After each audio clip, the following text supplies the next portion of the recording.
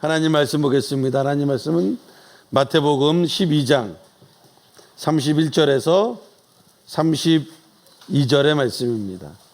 마태복음 12장 31절로 32절의 말씀을 우리 다 같이 한번 읽어보겠습니다.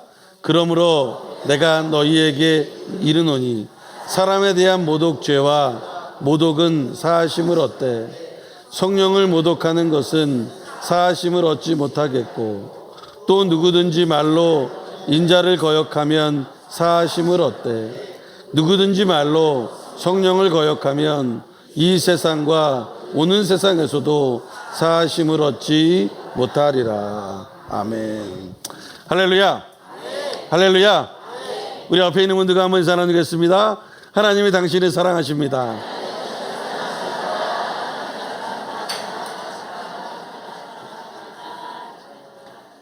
다시 한번 인사 나눌까요? 하나님이 오늘 우리와 함께 계십니다.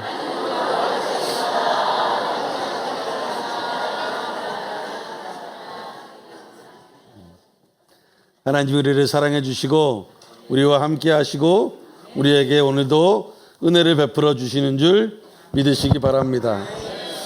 저는 우리 여러분들과 함께 마태복음 12장 31절로 32절 말씀 가지고 성령님을 회방하는 죄, 이러한 제목으로 여러분과 함께 은혜를 나누겠습니다. 우리가 계속해서 성령님에 대해서 배우고 있습니다. 성령님은 단순한 능력이나 단순한 영향력이 아니라는 것입니다. 성령님의 가장 큰 특징을 들라 그러면 성령님은 인격을 지니신 분이시다라고 하는 것입니다. 그래서 우리가 그것을 잘 알아야 돼요. 그리고 항상 깨달았고 항상 그것을 인지하고 있어야 되는 것입니다. 많은 사람들이 하나님 예수님은 인격적이신 분이라는 걸 아는데 성령님은 인격이 아니라 하나님이나 예수님의 어떠한 그 사용 도구와 같은 그러한 느낌으로 생각할 때가 많이 있습니다. 만약 성령님께서 인격적이지 않으신 분이라면 무감각한 존재이거나 어떠한 능력이라고 한다면 우리가 성령님을 회방한다거나 성령님을 모독한다거나 이러한 죄가 성립할 수 없는 것입니다. 성령님이 인격죄이기 때문에 모독죄가 성립이 되고 회방죄가 성립이 되는 거예요. 그래서 성령님께서는 인격을 지니신 하나님이시기 때문에 인간이 성령님을 근심시킬 수도 있고 모독할 수도 있고 회방할 수도 있게 되는 것입니다.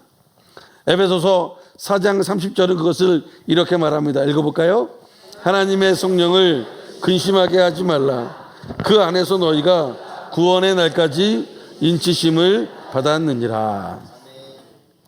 사도 바울은 성령님을 근심하게 하지 말라는 것입니다.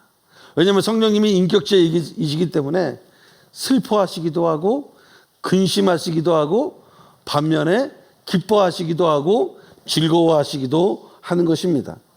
근데 왜 성령님을 근심하게 하면 안 되냐면 성령님이 근심하시면 우리 안에서 성령의 역사가 일어나야 되는데 그 역사가 제한이 돼버리는 것입니다. 그래서 성령님을 근심하게 한다? 그러면 내 안에 일어나는 성령의 역사가 제약을 받게 돼요. 여러분 많은 사람들이 그런 얘기를 하죠. 젊음이 좋다. 야, 젊었을 때가 좋다. 근데 젊을 때보다 지금 돈이 훨씬 많음에도 불구하고 다 젊을 때가 좋다 그래요. 아니 젊을 때는 집도 없어가지고 막 월세 막 전전긍긍 살았음에도 불구하고 지금은 집이 있거든요. 그럼에도 불구하고 언제가 좋다? 젊을 때가 좋다는 거예요. 왜 그렇습니까? 젊음은 가능성이에요. 내가 생각한 것을 뭔가 할 수 있다. 해보자. 그런 가능성이 있기 때문에 그렇게 하려고 하는 의욕이 생기고 가능성이 있기 때문에 젊음이 좋다는 것입니다. 그런데 나이가 들어갈수록 그게 잘 안 돼요. 그러면서 근심이 생겨요. 이렇게 했을 땐 이런 일이 벌어질 텐데 젊었을 때는 그런 거 생각 안 하고 무조건 해버리거든요. 근데 나이가 들면 들수록 이것도 생각해야 되고 저것도 생각해야 되니까 마음에 근심이 쌓여요. 그러다 보니까 뭘 못합니까? 진짜 해야 되는데 못하고 그냥 마음속으로만 생각을 하는 거예요. 교회에서도 그렇다는 것입니다. 교회에서도 하나님 믿고 주님을 열심히 해야 되는데 초신자 때, 예수 처음 믿을 때, 처음 믿고 얼마 되지 않았을 때, 몇 년 되지 않았을 때는 열심히 주의 일을 했는데 오래 믿을수록, 오래될수록 이게 걱정이 생기고 저게 걱정이 생기고 그런 걱정 안 해도 되거든요. 그런데 막 그런 걱정을 하면서 이걸 하면 이게 문제일 텐데, 이거 하면 여기가 더 문제일 텐데, 이거 하면 어떤 기관에서 뭐라 그럴 텐데, 막 이런 것 때문에 못하는 경우들을 많이 보게 됩니다. 그래서 아예 시작도 못하는 거예요. 근심이 많아지면 일을 못해요. 근데 근심이 없잖아요. 그러면 무언가를 할 수 있습니다. 마찬가지예요. 성령님이 우리 안에서 역사하셔야 되는데 막 역사하고 싶어 하시는데 근심이 많잖아요. 그러면 성령님이 근심하시면 이 역사하심이 제약을 받는 거예요. 그래서 뭔가 해서 뭔가 일을 성취하고 싶은데 그거를 못하게 되는 것입니다. 그래서 근심한다? 그 얘기는 뭔가를 하지 않으려고 하는 모습이 되어진다는 거예요. 그래서 성령님을 근심하게 하지 말고 오히려 성령님을 기쁘게 해드려야 돼요. 성령님을 즐겁게 해드려야 돼요. 그러면 안 될 일도 되는 것입니다. 왜? 나는 못하는데 성령님이 내 안에서 막 일을 하시니까 그것도 즐거워서 기뻐서 일을 하시니까 그 성령의 역사하심으로, 하나님의 역사하심으로 안 될 일처럼 보였지만 되더라는 것입니다. 그런데 되는 일인데 근심하니까 안 돼버린다는 것입니다. 그래서 성령님을 근심하게 하면 안 된다라는 것입니다. 또한 성령님은 인격을 지니셨기 때문에 우리의 잘못으로 성령님의 어떠한 사역을 소멸시켜버릴 수 있다는 것입니다. 여러분, 소멸시킨다는 말에 다른 의미가 다른 것이 아니라 성령님이 우리 안에서 아무 능력과 힘을 발휘하지 않도록 하는 것, 그것이 바로 성령님을 소멸시키는 거예요. 그런 경우가 있죠. 방언을 받았는데 방언 받고 열심히 기도하다가 어느 정도 하다가 뭐 시간이 지나면서 방언을 안 해버렸어요. 그러니까 받긴 받았는데 나중에 하려니까 안 되는 거예요. 이런 게 바로 성령님을 내 안에서 소멸시키는 겁니다. 왜냐하면 성령의 역사를 계속 일으켜야 되는데 그것을 안 하고 방치하니까 성령님이 소멸되어져 버리더라라는 것입니다. 데살로니가전서 5장 19절로 22절에 보면 이렇게 말합니다. 읽어볼까요? 성령을 소멸하지 말며 예언을 멸시하지 말고 범사에 헤아려 좋은 것을 취하고 악은 어떤 모양이라도 버리라. 여러분, 악한 행실 가운데 거하면 성령을 소멸하게 되는 것입니다. 왜냐하면 성령님이 우리 안에서 역사하시지 못하게 된다라는 것입니다. 왜? 내가 악한 일들이 더 많아지기 때문에 성령의 역사가 줄어들게 되는 것입니다. 그래서 이러한 일들이 더욱더 많아지면 성령님을 모독하는 죄를 짓게 되는 것입니다. 그래서 우리가 악한 행실에서 떠나라고 말하고 있어요. 악한 행실에서 떠나야지, 그렇지 않으면 성령님을 근심하게 하는 것이고 그것이 결국 성령님을 소멸하게 만들고 그 소멸하는 것이 더 지나가면 성령님을 모독하고 회방하게 된다는 것입니다. 다르게 생각해 보면요, 사람이 하나님이신 성령님을 모독할 수 있는 것은 성령님께서 우리 안에, 내 안에 내재하고 계시기 때문이다라는 것입니다. 왜냐? 성령님께서 우리 몸을 성전으로 삼고 계시기 때문에 소멸될 수도 있고 근심하게 될 수도 있고 모독이 될 수도 있는 것입니다. 고린도전서 3장 16절은 그것이 이렇게 말합니다. 읽어볼까요? 너희는 너희가 하나님의 성전인 것과 하나님의 성령이 너희 안에 계시는 것을 알지 못하느냐. 우리 안에 성령이 계시는 거예요. 그래서 우리의 몸을 성전 삼아서 주님이 계신다라는 것입니다. 또한 고린도전서 6장 19절로 20절에 이렇게 말합니다. 읽어볼까요? 너희 몸은 너희가 하나님께로부터 받은 바 너희 가운데 계신 성령의 전인 줄을 알지 못하느냐. 너희는 너희 자신의 것이 아니라 값으로 산 것이 되었으니 그런즉 너희 몸으로 하나님께 영광을 돌리라. 아멘. 이렇게 인격체인 우리 성도 안에 인격을 지니신 성령님께서 내주하시기 때문에 성도들의 생각과 말과 행동이 성령님의 지성, 성령님의 감성, 성령님의 의지에 어긋나거나 반하게 되면 성령님이 근심하게 되는 거예요. 내 안에서 근심하게 되는 것입니다. 그래서 내 안에서 소멸되고 결국에는 모독도 받으시게 되는 것입니다. 그러면 어떠한 것이 성령님을 모독하는 것이고 어떠한 것이 성령님을 회방하는 것인가 라고 하는 것이 의문이 들 때가 있습니다. 여러분, 모르고 짓는 죄는 물론이거니와 알면서 지은 죄, 그리고 양심에 반하는 죄, 또는 세상적으로 악독한 죄가 모두 성령님을 모독하는 죄라고 말하는 것이 아닙니다. 왜냐하면 이런 죄들은요, 회개하면 돼요. 회개의 가능성이 있습니다. 회개하면 주님이 용서해 주시겠다라고 말씀해 주고 있습니다. 그래서 용서의 가능성이 있는 죄들이 있어요. 예를 들어서 다윗 왕이 밧세바를 취합니다. 간음죄를 저지른 것입니다. 그리고 그 밧세바를 취하고 나서 밧세바를 취한 것을 숨기기 위해서 그 자기의 가장 신복이고 자기에게 가장 충성했던 우리아를 저 전장 맨 앞쪽에 보내가지고 죽게 만들었습니다.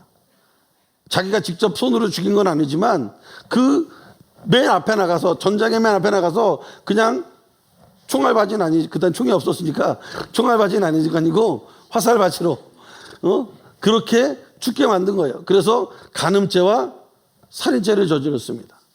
그런데 하나님께서 나중에 이 다윗을 용서하십니다. 사무엘하 12장 13절에 보면 이렇게 말합니다. 읽어볼까요? 다윗이 나단에게 이르되 내가 야훼께 죄를 범하였노라 하며 나단이 다윗에게 말하되 야훼께서도 당신의 죄를 사하셨나니 당신이 죽지 아니하려니와. 아멘. 우리가 보기에는 엄청난 죄이지 않습니까? 우리가 보기에는 도덕적으로, 우리가 보기에는 인간적으로 볼 때, 야, 어떻게 저런 죄를 저지르고 그 신복을 죽이고 그 신복의 부인을 취해가지고 간음죄를 저지르고, 그것이 얼마나 큰 죄입니까? 근데 그것을 용서해 주셨다라는 것입니다. 신약 성경에 보면 누가복음에 예수님의 발에 향유를 부인 여인도 나옵니다. 그 여인도 예수님이 용서를 해 주십니다. 누가복음 7장 48절로 50절에 보면 이렇게 말합니다. 이에 여자에게 이르시되 내 죄사함을 받았느니라 하시니 함께 앉아있는 자들이 속으로 말하되 이가 누구이기에 죄도 사하는가 하더라.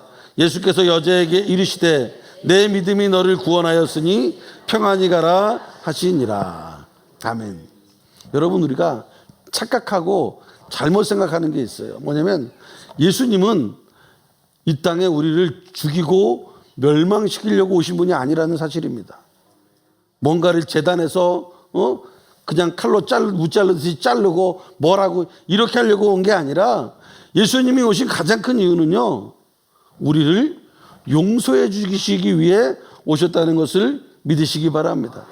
죄를 정죄하고 심판하기 위해서가 아니라 우리들을 한없이 용서하기 위해서 주님이 오신 것입니다. 이뿐만이 아닙니다. 예수님께서 그 용서하실 때 어떻게 용서하는 70번씩 7번이라도 용서하라고 말하고 있습니다. 70번씩 7번이면 누가 그러더라고요. 77에 49. 곱하기를 너무 잘해. 490번 용서하면 됩니까? 여러분, 이스라엘의 7은 완전수라고 얘기하거든요. 그래서 우리가 럭키 세븐이라고 그러잖아요. 그래서 완전수라고 얘기하기 때문에 이 70번씩 7번이라고 하는 것은요, 결국은 모두 다 용서하라는 그런 의미를 이야기하고 있는 것입니다. 100점이 만점인 것처럼 7이 완전수인 거예요. 그래서 70번씩 20번이 그런 말입니다. 70번이, 70번씩 7번이 그러한 말입니다. 인간이 보기에 아무리 악한 죄라고 할지라도 하나님께 회개하면 용서함을 받을 수 있는 거예요. 오죽하면 예수님께서 자신을 3번이나 부인하고 침뱉으면서 저주까지 했던 그 배신자 베드로의 죄도 일부러 찾아가셔서 물고기를 구워주시고 밥을 먹이시면서 용서해 주신 것입니다. 그러므로 하나님은 용서해 주기 위해서 이 땅에 예수님을 보내셨고, 예수님도 우리를 용서해 주기 위한 분이지 정죄하고 무슨 심판하고 뭔가를 처단하기 위해서 오신 분이 아니라는 것입니다. 그래서 우리가 회개하면 용서함을 받을 수 있기 때문에 이러한 죄들은 성령님을 모독하는 죄가 아니라는 것이죠. 또한 실수로 죄를 범할 때가 있어요. 무의식적으로 자기도 모르는 가운데 실수로 죄를 범할 때가 있습니다. 그 죄도 회개의 가능성이 있는 한 성령 모독죄, 회방죄에 해당하지 않는 것입니다. 또 어떤 경우는 하나님을 비방하고 예수 안 믿는 사람들 중에 성경책도 찢어버리고 하나님에 대해서 욕하고, 우리가 보기에는 굉장히 심각한 죄이기 때문에 성경을 모독한 거라고 생각할 수 있지만 그 사람이 아직 예수님을 모르잖아요. 그렇기 때문에 그렇게 할 수 있습니다. 왜냐하면 바울도 그랬지 않습니까? 예수 믿는 자를 잡아 가뒀지 않습니까? 그리고 그들을 죽이는데 일조하고 스데반이 죽을 때 그 옆에서 가장 큰 일을 했던 사람이 바로 사울 아니었습니까? 그런데 그가 회개하니까 하나님이 가장 위대한 전도자로 바울로 만들어서 그를 쓰신 것입니다. 다시 말하면 인간의 척도에서 볼 때 아무리 큰 죄라고 할지라도요, 진실의 마음으로 하나님께 회개하면 하나님이 용서해 주시는 것입니다. 이러한 것은 성령 모독죄가 아니에요. 그러면 어떠한 것이냐? 우리가 이 성령 모독죄를 보려면요, 이 성경의 성령 모독죄가 어떠한 경우에 이 말을 쓰셨는가라고 하는 것을 그냥 단순히 성령을 모독하는 죄라고만 쓴 게 아니라 앞뒤 전후 사정을 봐야 되는 것입니다. 성경에 성령을 모독하는 죄, 회방하는 죄라고 쓰인 게 세 군데 나와요. 마태복음 12장 31절, 오늘 본문에 나옵니다. 읽어볼까요? 그러므로 내가 너희에게 이르노니 사람에 대한 모든 죄와 모독은 사하심을 얻되 성령을 모독하는 것은 사하심을 얻지 못하겠고. 또 마가복음에도 나옵니다. 마가복음 3장 29절에 나와요. 읽어볼까요? 누구든지 성령을 모독하는 자는 영원히 사하심을 얻지 못하고 영원한 죄가 되느니라 하시니. 또 누가복음에도 나와요. 누가복음 12장 10절입니다. 누구든지 말로 인자를 거역하면 사하심을 받으려니와 성령을 모독하는 자는 사하심을 받지 못하리라. 이상의 구절들의 전후 문맥을 살펴보면 성령 모독죄는 어떤 경우에 나오냐면요, 이 예수님께서 성령을 힘입어 가지고 귀신을 쫓아내신 사건, 그 사건에 이야기하면서 성령 모독에 대한 이야기를 합니다. 마태복음을 살펴보면 예수님께서 눈이 멀고 벙어리가 된 자를 고치셨습니다. 그때 바리새인들이 예수님이 그렇게 고쳤음에도 불구하고, 예수님이 진짜 그 앞에서 고친 거를 봤음에도 불구하고 뭐라고 얘기하냐면, 이거는 예수님이 한 게 아니라 예수님이 귀신의 힘을 입어서, 귀신의 왕인 바알세불의 힘을 입어서 이 귀신을 쫓아냈다라고 의도적으로 예수님이 하신 일을 비하하고 그 사건을, 그 기적을 왜곡하는 경우가 있었다라는 것입니다. 그러한 바리새인들에 대해서 예수님께서 하신 말씀이 바로 성령을 모독하지 말라, 이 이야기를 하는 것입니다.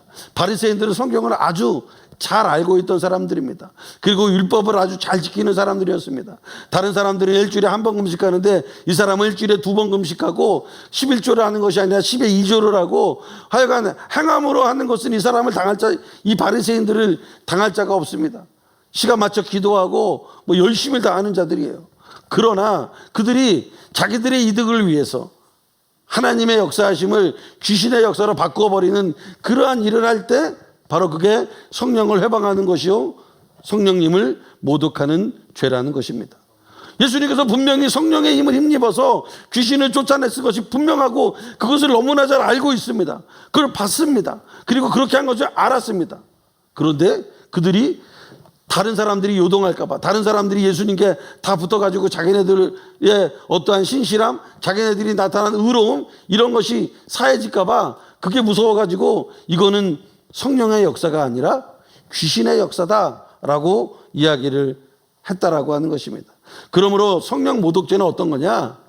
성령의 사역이 분명합니다. 그럼에도 불구하고 그것이 성령의 사역인 것을 알고 있어요. 그럼에도 불구하고 의도적으로 일부러 그 사역을 사탄의 사역으로 돌림으로써 거룩하신 성령님을 악독한 사단으로 매도하는 일, 이게 바로 성령 모독죄라는 것입니다. 그래서 우리가 잘 알아야 돼요. 성령 모독죄에 해당하는 경우가 거의 대부분 안 믿는 자들이 성령 모독을 하는 게, 우리는 안 믿는 자들이 성령에 대해서 뭐라 그러면 물론 걱정도 되고 저 사람이 몰라서 그렇다라고 하는 것이 있긴 하지만, 성령 모독죄에 해당하는 자들은 바리새인들과 같은 자들이에요. 그런 자들에게 성령 모독을 이야기했지 이방인이나 예수님을 모르는 자에게 성령 모독을 이야기한 게 아니라는 것입니다. 그래서 성령의 사역을 사단의 사역으로 돌려버리면 안 된다는 것입니다. 그 죄는 결코 사함을 받지 못한다는 것입니다. 그 이유는 바로 이런 것이에요. 성령님께서는 아까 얘기했잖아요. 이 땅에 왜 오셨어요? 예수님과 하나님이 예수님을 보내신 것도 용서하기 위해서고, 또 성령님이 이 땅에 와서 우리의 마음 가운데, 우리의 생각 가운데 죄에 대하여, 의에 대하여, 심판에 대하여 주님이 말씀하신 것이 있기 때문에 우리가 회개할 수 있는 거잖아요. 그래서 성령님이 내 안에 오심으로 말미암아 내가 회개할 수 있도록 역사하시는 분입니다. 그런데 그 성령을 모독하게 되면 성령님이 내 안에 와서 회개할 수 있는 그러한 기회조차 뭐 하는 거예요? 박탈해 버리는 것입니다. 즉 성령님의 회개의 사역을 막아버리게 되는 것입니다. 그러므로 이게 심각한 거예요. 구원받을 수 있는 사람을 구원 못 받게 만들어버리는 그 일을 하고 있다는 것입니다. 그게 바로 성령을 모독하는 죄다라는 것입니다. 혹시나 우리의 시샘이나 우리의 욕심이나 자기의 이기적인 생각 때문에 명백한 성령님의 역사를 다른 사단의 일로 매도해서는 절대로 안 된다는 것입니다. 이것이 성령님을 모독하는, 회방하는 역사라고 하는 것입니다. 그러므로 우리는 늘 염두에 두어야 하는 게 뭐냐? 성령님을 근심하게 하면 안 된다.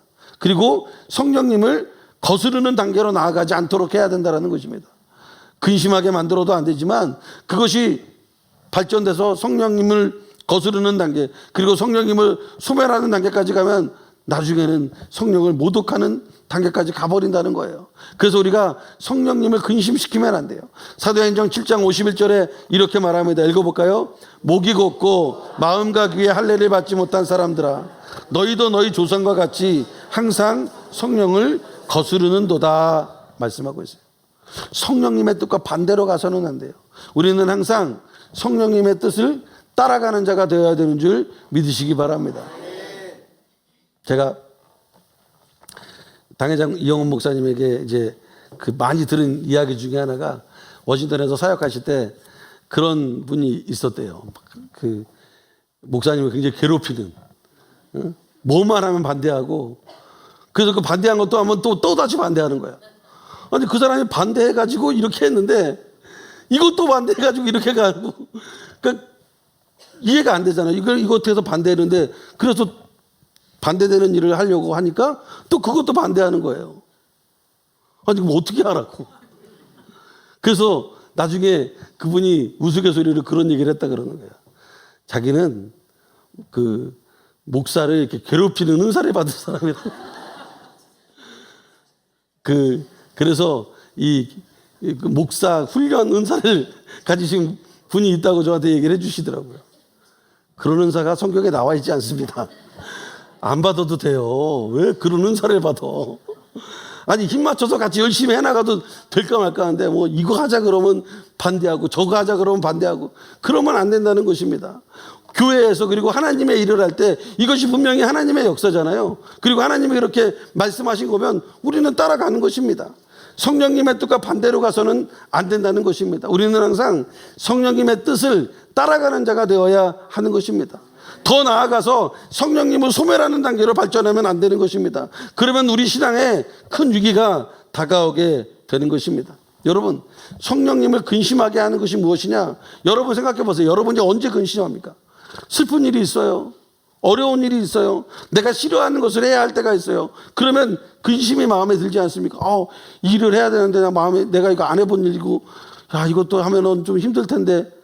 그러면 근심이 생기는 거예요. 또 집안에 슬픈 일이 있으면 무엇을 해도 마음에 근심이 있는 것입니다. 마찬가지입니다. 성령님이 싫어하시는 일을 하면 우리 안에 우리 몸을 성전 삼아서 성령님이 계시는데, 우리가 싫어하는 일을 하면 성령님이 근심하게 되는 거예요. 왜냐하면 성령님이 싫어하는 일을 내가 하고 있으니까. 그래서 슬퍼하시는 것입니다. 그러므로 우리는 성령님이 기뻐하시는 일을 해야 돼요. 어떤 일입니까? 바로 우리 예배 나와서 찬양하고 기도하고 예배하고, 이 일을 주님이 너무나 기뻐하시잖아요. 그러면 이 일을 열심히 해야 되는데 내가 기뻐하는 일, 그래서 밖에 나가서 놀고 딴 사람 만나고 한잔하고 뭐하고 이렇게 그러면 안 된다는 것입니다. 그건 성령님이 기뻐하지 않는다는 것이에요. 성령님이 기뻐하시는 일을 해야 됩니다. 검은 개와 흰 개가 싸웁니다. 누가 이기는지 아십니까? 잘 먹은 개가 이겨요. 검은 개, 흰 개, 검은색이 좀 더 셀 것 같으니까 그게 아니라 검은 개가 됐던 흰 개가 됐던 잘 먹이는 쪽이 이깁니다. 여러분, 우리 안에 성령의 역사가 있고요. 또 악한 영이 우리 안에서 우리를 괴롭히는 역사가 있어요. 그러면 이 두 영이 내 안에서 항상 싸웁니다. 그래서 사도 바울도 이것 때문에 얼마나 고민을 많이 했습니까? 예수 믿어도, 예수 믿고 성령 충만하다고 이야기해도 어느 순간 자기도 모르게 인간의 본성이 나오지 않습니까? 죄의 본성이 나오지 않습니까? 그래서 항상 싸우는 거예요. 오라 나는 공고한 자라, 누가 이 사망의 굴레에서 나를 건져내랴. 그게 바로 사도 바울의 고백이었어요. 우리도 마찬가지입니다. 그러면 여기서 누가 이기는 줄 아십니까? 성령님이 이기냐 악령이 이기냐는 내가 누구한테 더 많이 관심을 가졌느냐. 평소에 성령에게 관심을 가지면 성령님이 이기는 것이고, 평소에 나쁜 거에 관심을 많이 가지면 그 사람 그 악령이 이기게 되는 것입니다. 평소에 성령님을 근심하게 했다? 그러면 악한 영이 이기게 되는 것입니다. 근데 평소에 성령님을 기쁘시게 했다? 그러면 이렇게 악한 영과 내 안에 악과 선이 싸울 때 누가 이기냐? 아까 말했잖아요. 잘 먹인 놈이 이긴다니까요. 흰 개가 이기는 게 아니에요. 검은 개가 이기는 게 아니에요. 내가 어디에 더 신경을 쓰고 있었냐? 어디에 더 내가 관심을 두고 있었냐? 그 관심을 둔 쪽이 이기게 된다라고 하는 것입니다. 그래서 우리는 성령님을 근심하게 하면 안 되고 기쁘시게 해야 합니다. 그래야지만 우리의 인생에서 성령의 역사가 나타나고, 성령을 소멸하지 않고, 성령을 해방하지 않고, 성령을 모독하지 않게 되는 것입니다. 그러므로 우리는 하나님의 일에 대해서 비판하지 말아야 합니다. 다시 말하면 죽이기 위한 비판은 의미가 없다라는 것입니다. 살리기 위한 것이 돼야 되죠. 살리기 위한 조언과 살리기 위한 어떠한 그러한 말이 돼야 되는데, 살리는 게 아니라 아예 아까 그 집사님처럼 그냥 어떻게 해서든지 깎아내리려고, 어떻게 해서든지 반대하려고 반대에 반대를 하는 그러한 역사는 성령의 역사가 아니라는 것입니다. 다 죽자고 비판해서는 안 됩니다. 그것은 성령을 해방하는 것이요 모독하는 것입니다. 하나님은 이 땅에 예수님을 보내신 건 용서하기 위해서, 사랑하기 위해서 예수님이 오신 것입니다. 비판하기보다는 격려하고 위로하고 기도해 주어야 하는 것입니다. 성도가 성령님을 해방하지 않았나 하고 염려하는 한 그는 성령을 해방하거나 모독하지 않은 것이 확실합니다. 왜냐하면 성령의 해방과 모독은 의도적인 거예요. 의도적인 것이기 때문에 의심할 수 없이 그냥 확실하게 자기가 의도적으로 이것을 사탄의 역사로 이야기해야겠다라고, 그렇게 해야겠다라고 의도적으로 한 것입니다. 하나님께서는 우리의 중심을 보시기 때문에 의도적으로 했는지 아니면 모르고 했는지를 정확히 알고 계십니다. 그러므로 겉으로 드러난 결과는 마찬가지라 할지라도 마음속에 어떤 의도를 가지고 있었는가에 따라서 그 결과가 엄청나게 달라질 수 있는 것입니다. 사도 바울은 복음을 전하는 그리스도인들을 잡아서 옥에 넣는 사람이었습니다. 그러므로 그는 성령을 해방하고 모독한 사람으로 보였습니다. 그러나 그는 성령에 대해서 전혀 알지 못하고 행했습니다. 그래서 그는 나중에 사도가 되었을 때 자신의 과거를 이야기하면서 이렇게 고백합니다. 디모데전서 1장 13절에 이렇게 말합니다. 읽어볼까요? 내가 전에는 비방자요 박해자요 폭행자였으나 도리어 긍휼을 입은 것은 내가 믿지 아니할 때에 알지 못하고 행하였음이라. 아멘. 그러므로 성령을 모독하는 것은요, 성령님께서 역사하셨다는 것을 분명히 알면서도 의도적으로 고의적으로 성령님을 배도하고 성령님의 역사를 회방하는 것이라고 말할 수 있는 것입니다. 그래서 우리가 깨어 있어야 돼요. 원수마귀는 우리가 알지 못하는 가운데 그러한 쪽으로 우리들을 막 몰고 가고 있습니다. 우는 사자가 우리를 삼켜서 성령을 해방하게 하고 모독하게 하고 하나님의 역사를 매도하게 하는 그런 상황 속으로 몰고 가고 있다는 것입니다. 그러할 때 우리가 성령님을 근심하게 하거나 거스르게 하거나 소멸하게 해서는 안 되고, 성령님을 기뻐하게 해서 성령님을 찬양하고 성령님의 은혜를 간구함으로 말미암아 하나님의 역사가 임하게 되는 줄을 믿으시기 바랍니다. 그래서 의도적으로 잘못된 쪽으로 가지 말고, 그쪽으로 가려고 했다가도, 반대하려고 했다가도, 뭔가 이렇게 하려고 비판하고 뭐 하려고 했더라도 오늘 말씀을 기억하고, 아니지, 주님은 용서하기 위해서, 살리기 위해서, 우리를 구원시키기 위해서 이 땅에 오시고 그 역사가 주님의 역사임을 깨닫고 우리는 반대에 의한 반대가 아니라 함께 가는, 그래서 하나님의 역사를 이루는 그러한 여러분들이 되시기를 주님의 이름으로 축원을 드립니다. 잠시 기도하겠습니다. 사랑이 많으신 주님 감사합니다. 오늘 어려운 주제의 성령님을 해방하는 죄에 대해서 나누게 하심을 감사합니다. 우리가 정말 하나님의 의도임을 알고 하나님이 하셨다는 걸 알면도 불구하고 어느 순간 내 이기적인 마음으로 원수마귀가 내 마음을 주장하여서 그것이 하나님의 일이 아니라고, 바알세불의 일이라고, 귀신의 일이라고 얘기하려고 했던 그러한 모습들이 우리 안에 있습니다. 주님 이 시간에 용서하여 주시고 다시는 그러한 죄를 지는 어리석은 자가 되지 않게 하여 주시고, 예수님이 이 땅에 오신 그 목적, 용서하기 위해서, 우리를 구원해 주시기 위해서, 우리를 살려주시기 위해서 오셨다는 그 사실을 깨닫고 우리도 다른 사람을 살리고, 우리 교회를 살리고, 우리 부서를 살리고, 우리들을 살리는 그러한 역사가 임할 수 있도록 인도하여 주시옵소서. 성령님을 근심하게 하지 말고, 거스르지 말고, 소멸하지 말고, 모독하지 말고, 오직 성령님을 기뻐하고 즐거워하고 성령님과 함께 이 땅 가운데서 하나님의 뜻을 이루어내는 저희 여의도 수복음 광명교회 모든 성도님들이 되어질 수 있도록 인도하여 주시옵소서. 모든 것 주님께 맡깁니다. 예수님의 이름 받들어 간절히 기도드립니다. 아멘.